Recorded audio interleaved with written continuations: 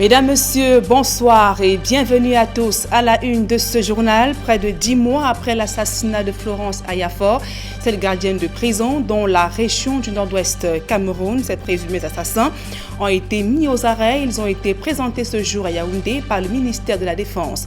Les Camerounais sont loin d'oublier la vidéo de son meurtre, mutilé et décapité le 30 septembre 2019 dans la région du Nord-Ouest Cameroun. Pluie d'hommage pour l'artiste musicienne Guéya Laroute. Sa levée du corps a eu lieu ce vendredi à la morgue de l'hôpital général de Douala. Des artistes, musiciens et proches ont prié en chœur pour que cette puissante voix de la musique camerounaise demeure éternelle. À suivre quelques témoignages au cœur de ce journal. Voilà pour le sommaire.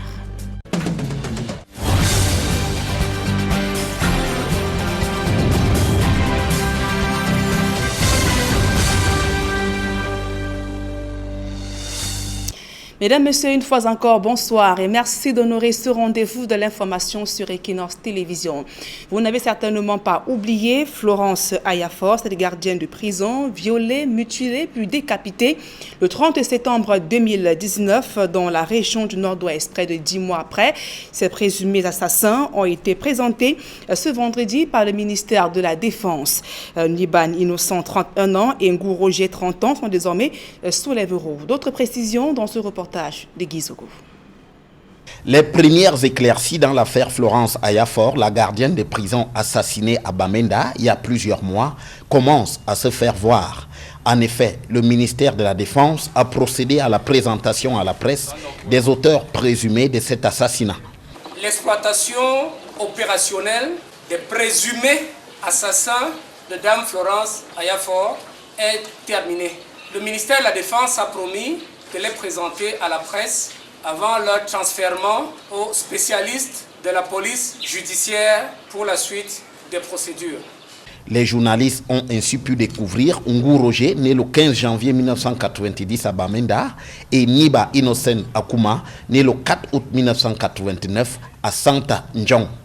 C'est après l'exploitation des images de la vidéo de l'assassinat de Florence Ayafor que l'étau s'est resserré sur les deux présumés assassins. Les renseignements fournis par des sources locales ont permis d'interpeller dans un premier temps le nommé Niba Innocent Akuma. Son exploitation a permis aux enquêteurs de la division de la sécurité militaire de pister et de mettre la main sur l'un de ses complices, le nommé Ngou Roger, dans la nuit du 24 juin 2020 au lieu-dit Ndobo, Bonaberi, dans la ville de Douala. Au moment de son arrestation, le nommé Ngou Roger finalisait des opérations clandestines d'achat d'armes et de munitions à Douala. Florence Ayafor, 46 ans, avait été kidnappée par des individus armés le 29 septembre 2019, pas loin de Santa, dans la région du Nord-Ouest, alors qu'elle revenait d'un deuil. Par la suite, la vidéo gore de son exécution, notamment sa décapitation, avait fait le tour des réseaux sociaux, rajoutant à l'horreur dans le conflit dans le Nord-Ouest et le Sud-Ouest. Et dans le septentrion, des populations sont contraintes à jouer le rôle de sentinelles sur le terrain de la lutte contre Boko Haram. Selon l'ONG Human Rights Watch, les populations sont victimes de représailles et de menaces si elles ne jouent pas ce rôle de gardien de nuit en lieu et place de l'armée camerounaise. Cette ONG estime qu'il s'agit donc d'une violation des droits de l'homme. Le reportage de Jean-Paul Chougnat. L'ONG Human Rights Watch, dans son rapport daté du 10 juin courant, accuse les militaires du 42e bataillon d'infanterie motorisée de commettre des abus et violations des droits humains sur les populations de Mozogo à l'extrême nord Cameroun, une région en proie aux attaques imprévisibles de Boko Haram. Selon cette organisation non gouvernementale internationale, cette unité de l'armée camerounaise cantonnée dans cette partie du pays a réprimandé et torturé si durement des civils qui ont refusé d'assurer des gardes de nuit forcés. Des dizaines de témoignages que Human Rights Watch avoue avoir obtenu auprès des victimes d'avril à juin 2020. Plusieurs hommes ont été torturés à coups de fouet, puis soumis au travail forcé et menaces. Les habitants de Mozogo vivant depuis un bon moment dans la crainte d'être molestés par les militaires du 42e bataillon d'infanterie motorisée. Le directeur pour l'Afrique centrale à Human Rights Watch déclare que les autorités camerounaises devrait immédiatement cesser de forcer des civils à exercer des fonctions de surveillance de nuit et au contraire les protéger par des moyens légaux. Lévis Mudge a surtout fait savoir que le régime de Yaoundé devrait enquêter sur ces plaintes de passage à tabac, menaces et travail forcé et enfin traduire en justice les militaires responsables, a conclu ce défenseur des droits humains et libertés. Human Rights Watch affirme aussi avoir remis les conclusions de ses recherches aux autorités camerounaises, citant nommément deux plus proches collaborateurs du chef de l'État Paul Biya, Samuel Vondo Ayolo, directeur du cabinet civil, et Ferdinand Gongo, le ministre d'État secrétaire général à la présidence de la République. Et aucun des hauts responsables contactés n'a jusqu'ici répondu. Souligne Human Rights Watch. L'ONG, dans son rapport, dénonce surtout le non-versement des compensations à au moins 90 personnes qui ont été mises en danger. Non entraînés, encore moins armés, ces civils étaient tenus de retourner en ville à toute vitesse, alerter les militaires au cas où ils apercevaient des combattants de Boko Haram, la secte islamiste, auteur de plus de 200 attaques et incursions qui ont déjà fait 126 morts à l'extrême nord Cameroun. Et dans une mise au point, l'armée camerounaise affirme que ce sont des populations qui ont elles-mêmes adhéré au comité de vigilance pour contribuer à la lutte contre le terrorisme dans la région de l'extrême nord. Dans la région de l'ouest Cameroun à présent, les éléments de la compagnie de gendarmerie de Bafoussam 1er viennent de mettre la main sur un présumé malfrat. Ce dernier était spécialisé dans le vol armé dans le chef-lieu de la région de l'ouest Cameroun. Des précisions avec le Claire Sakem. Le jeune Ayodje Togan que voici, 27 ans sonné, spécialiste dans les braquages à main armée, vient d'être interpellé par les éléments de la compagnie de Bafoussam 1er alors qu'il séjournait dans un hôtel de la ville de Bafoussam. Dans le cadre de l'opération baptisée Phoenix qui avait été prescrite pour la région de l'Ouest, grâce, n'est-ce pas, à la maniabilité et à la collaboration des populations du quartier évêché, qui est connue comme une zone assez criminogène. On a pu mettre la main sur M. Ayodje. Il a été pris en flagrant délit d'agression sur un bensikineur. Et il logeait, n'est-ce pas, un hôtel connu de la place.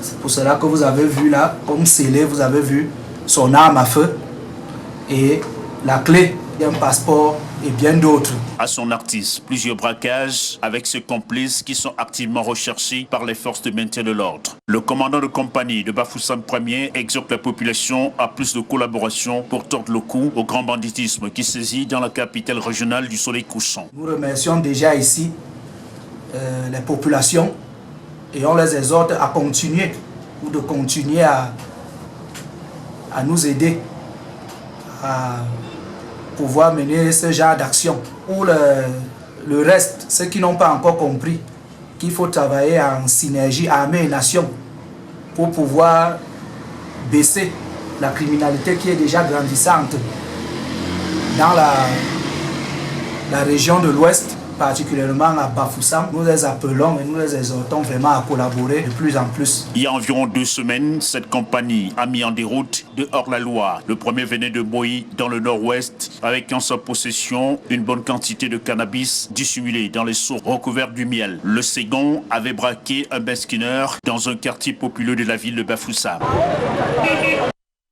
Et ouvrons à présent le chapitre santé de ce journal. La pandémie du coronavirus ne cesse de faire des ravages dans la région du nord-ouest Cameroun, déjà meurtrie par une crise sociopolitique. Déjà 559 cas enregistrés avec 55 décès. Ces chiffres ont été rendus publics par la délégation régionale de la santé pour le nord-ouest. D'autres précisions avec Mboustela, Julien Berthe-Bissaï.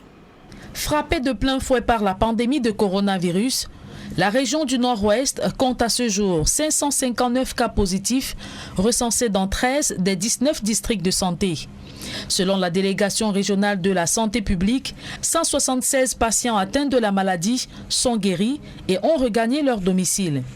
Pour inverser la courbe des contaminations en Kwen, à Bamenda, les jeunes de la localité offrent à la communauté des désinfectants et bornes de lavage des mains. Avec plus de 2000 personnes, il est impossible de distribuer des masques à tout le village. Raison pour nous d'installer des bornes d'eau de lavage des mains dans tous les lieux publics. Le chef du village Nkwen, distribuant les kits de protection, appelle ses populations à plus de responsabilités.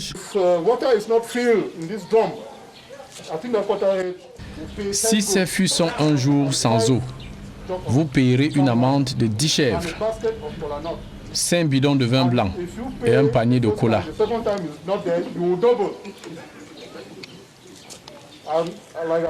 Et si ça se répète, vous payez le double. Le Covid-19 est une réalité. C'est à nous de protéger notre ville.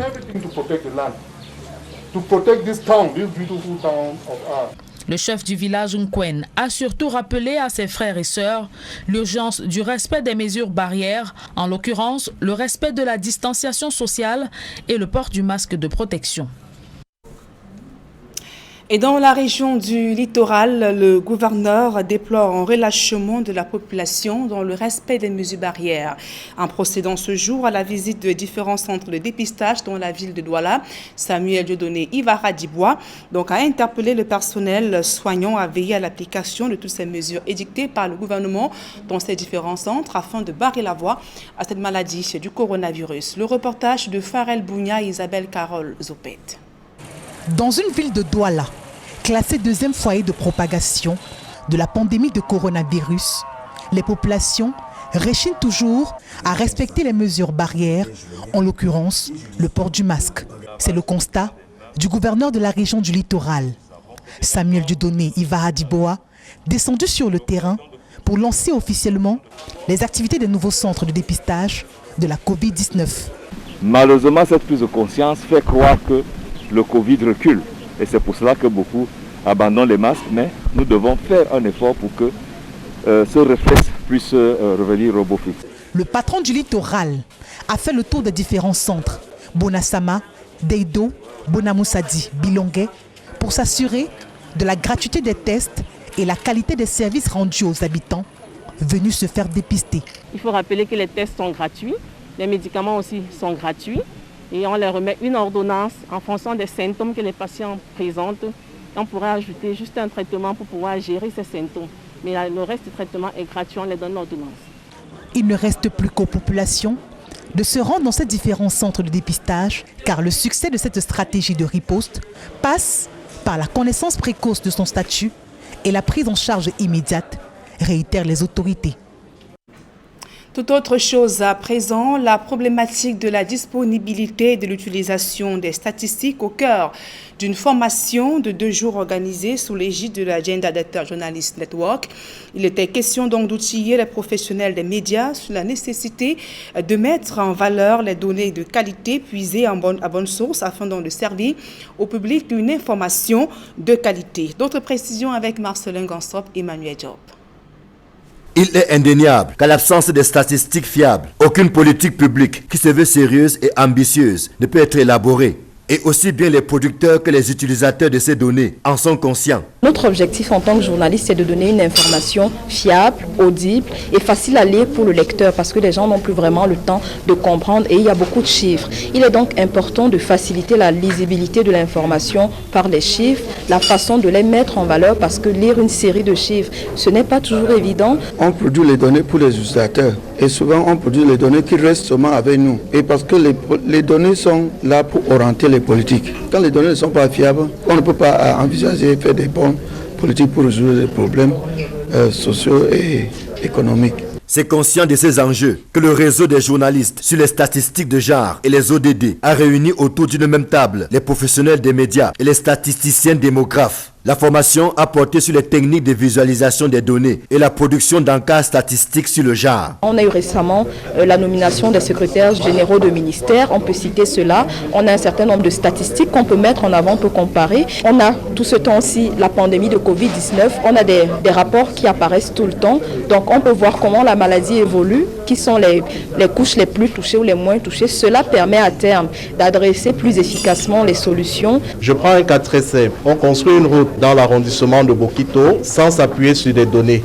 Alors, vous allez vous rendre compte qu'au bout de quelques années, cette route ne servira à rien parce qu'on n'a pas tenu compte de ce que cette route-là va servir à X nombre de femmes, X nombre d'hommes, ainsi de suite. Donc, il est question qu'on puisse s'appuyer sur des données pour illustrer des faits sociaux, des faits économiques, des faits politiques et que tout le monde puisse comprendre exactement quelle est la difficulté et quelle est la solution qu'on peut apporter. Si les journalistes ont posé le sempiternel problème de la disponibilité et de l'accès à l'information statistique, il y a également qu'ils ont été à leur tour interpellés, notamment sur l'utilisation parfois bâclée et irresponsable des données mises à leur disposition. Parce qu'aujourd'hui, les chiffres sont utilisés de façon un peu disproportionnée et désordonnée de la part des journalistes. Donc il est question de les amener à avoir des outils importants pour pouvoir traduire ces données-là en faits réels sur le terrain, de renforcer le dialogue entre les producteurs et les utilisateurs de données de façon à ce que le consommateur qui est le public à la maison puisse comprendre de façon claire ce qu'on veut communiquer à travers un chiffre. Aux côtés de la Gender Data Journalist Network, le ministère de la Promotion de la Femme et de la Famille, le BUCREP et autres ONU Femmes travaillent à la maîtrise, à la diffusion et à la vulgarisation des données statistiques de qualité, socle sur lequel repose l'élaboration objective et précise des politiques publiques. L'actualité sportive à présent, le Cameroun veut éviter le piège du glissement de la CAN. Alors que la compétition a été reportée de 2021 à 2022, le ministre des Sports engage le nouveau secrétaire général de son département ministériel à veiller à ce que les travaux se poursuivent sur les différents chantiers. Narcisse Mouele-Kombi a particulièrement appelé Joseph Yerima d'être regardant sur les travaux du site de Garoua. Le reportage de Aïssi. 2022 est loin, mais aussi proche. Par conséquent, il faut rester mobilisé et s'assurer que les travaux se poursuivent sur les chantiers liés à l'organisation de la CAN 2022, particulièrement sur le site de Garoua. C'est en tout cas la mission assignée au nouveau secrétaire général du ministère des Sports et de l'Éducation physique. L'une des urgences ou priorités essentielles concerne le suivi, mais alors très rigoureux et diligent de la réception pour les chantiers déjà achevés, et ils sont nombreux, ou de la finalisation des chantiers des infrastructures dédiées à la CAN. Ceci est valable particulièrement pour le site de Garoua. Il n'y aura donc pas de répit pour Joseph Yerima. À peine installé dans ses fonctions, le nouveau secrétaire général est déjà attendu sur le terrain où il devra faire preuve d'efficacité. L'ampleur des chantiers à mettre en œuvre vous oblige à vous mettre immédiatement au travail. Au final, j'attends de vous que vous soyez un collaborateur efficace. Oui, efficace, disponible et loyal. Je souhaite que vous mettiez votre connaissance de terrain, votre dynamisme et votre imagination créatrice au service des populations et notamment la jeunesse dans le domaine du sport et de l'éducation physique. Après un premier glissement de 2019 à 2021, puis un deuxième de 2021 à 2022, le Cameroun n'a plus droit à l'erreur. Les chantiers doivent être livrés à temps pour une organisation harmonieuse de la CAN. Et je vous le disais en titre, la dernière note musicale de l'artiste camerounaise Ngueya Laroute, la levée du corps de l'artiste musicienne camerounaise de son vrai nom, Louise Koubinon, a eu lieu ce jour à la morgue de l'hôpital général de Douala. Ses collègues musiciens, membres de la famille, amis et connaissances lui ont rendu un dernier hommage. Ils ont prié en chœur que cette puissante voix de la musique camerounaise demeure éternelle. Tous gardent d'elle une femme toujours joyeuse et dynamique ainsi que travailleuse. Ngueya Laroute, dont il faut-il le préciser, donc une veillée, a lieu ce soir au domicile de son frère Papillon à Makepe, où les artistes prévoient un concert de musique également. Parmi les titres qui ont fait son succès, on peut citer Des Illusions, Unité ou encore Soleil de décembre. Une belle carrière au final pour celle qui aura été l'une des figures marquantes du Makossa. Maman Ngueya, comme on l'appelait affectueusement, est décédée le 14 juin à l'âge de 60 ans des suites de maladie et sera inhumée ce samedi vers P40 dans la région du littoral. Suivons à présent quelques témoignages. Le souvenir d'une femme très forte, déjà assez dure de caractère, mais d'une maman aussi, aimante envers tous ceux qui s'approchent d'elle, malgré son caractère un peu chiant, mais elle était elle-même, quoi. Donc c'était Maman Guéa, spécialement elle, quoi. Voilà. Nicole Mara, alors quel est le souvenir qu'on doit garder de Maman Guéa? Parce que quand quelqu'un meurt... Elle était toujours là. Malgré qu'elle a subi des amputations des pieds, des jambes, elle allait toujours, elle espérait toujours. Avec beaucoup, je vous jure que c'est une femme qui... Moi, je pense que si on pouvait dire à Dieu, non, je ne vais pas mourir maintenant. Et je pense qu'elle a demandé à Dieu, mais c'est la vie, elle est partie. Donc je garde un souvenir d'une combattante. Et je pense que la jeunesse va prendre l'exemple sur son dynamisme. Parce que ce n'est pas seulement chanter, se produire, mais être dynamique et aller toujours de l'avant. Je fais partie des derniers artistes qui ont eu à accompagner Maman Guéa artistiquement parlant, parce que j'ai réalisé une partie de son album, peut-être qui sortira à titre posthume, avant qu'elle s'en aille. J'ai rencontré une femme pleine de vie, en me remémorant ce que j'avais su, ce que j'avais compris d'elle. J'ai essayé d'analyser la trame de sa destinée. C'est là où je peux me dire que essayer de réaliser ce qu'elle a fait dans un terrain qui ne favorise pas l'éclosion des génies n'est pas du tout facile. Parce que pour survivre, pour subsister, j'insiste dans ce mot, nous sommes ce terrain africain et camerounais qui ne favorise pas l'éclosion du génie. Arriver à se surpasser, arriver à se vaincre et à se convaincre pour pouvoir réaliser le peu de chemin qu'elle a fait avec les moyens et les outils dont elle a disposé. Des artistes musiciens qui rendent ainsi un dernier hommage à l'artiste musicienne Guéa Laroute. Donc, il y a la levée du corps qui a eu lieu ce jour et la veillée. Une veillée se déroule en ce moment au domicile de son frère du côté de Makepe, dans le 5e arrondissement, où des artistes prévoient un concert de musique. Maman Guéa sera inhumée ce samedi à P4 dans le département du Cam, région du littoral. Fin de ce journal, mesdames et messieurs. Merci pour votre aimable attention. Dans un instant, le débrief du journal avec Serge Alain Autou et ses invités sur le plateau d'Equinox Soir. Serge Alain. Voilà, Nadine Yambo, 10 mois après, Florence Ayafor, les présumés assassins de cette dame, gardienne de prison, ont été présentés ce jour au ministère de la Défense à Yaoundé. Ce sera donc dans la continuité de notre débat. Nous avons parlé parlons de la crise anglophone, bien évidemment. Aujourd'hui, le MINEF nous a présenté les présumés assassins de Florence Ayafor. Ça ne peut être que dans la continuité de ce que nous avons entamé en première partie de cette édition Equinox Soir. Bonne soirée à vous, Nadine Yambo. Bonne soirée à vous, Serge Alain. Rendez-vous vendredi prochain, 20h.